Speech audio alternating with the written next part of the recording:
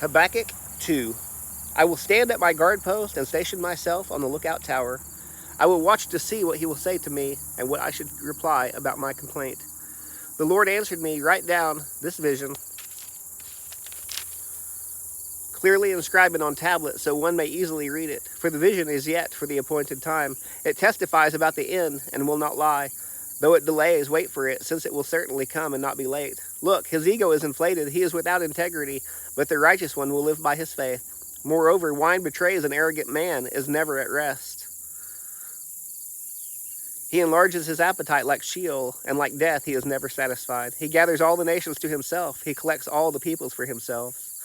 Won't all of these take up a taunt against him, with mockery and riddles about him? They will say, woe to him who amasses what is not his. How much longer? And loads himself with goods and taken in pledge. Won't your creditors suddenly arise, and those who disturb you wake up? Then you will become spoil for them, since you have plundered many nations. All the people who remain will plunder you because of human bloodshed and violence against lands, cities, and all who live in them.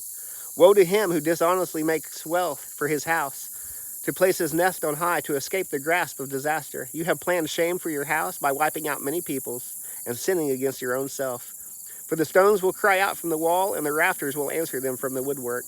Woe to him who builds a city with bloodshed and founds a town with injustice. Is it not from the Lord of armies that the peoples labor only to fuel the fire, and countries exhaust themselves for nothing?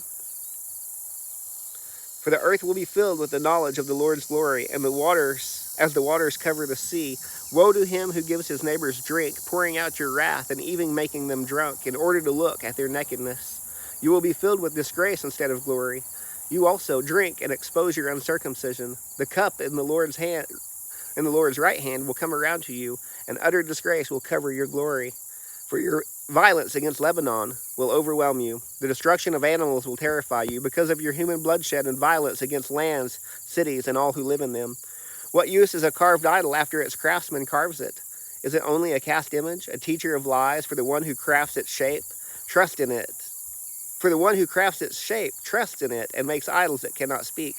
Woe to him who says to wood, wake up, or to mute stone, come alive. Can it teach? Look, it may be plated with gold and silver, yet there is no breath in it at all. But the Lord is in his holy temple. Let the whole earth be silent in his presence.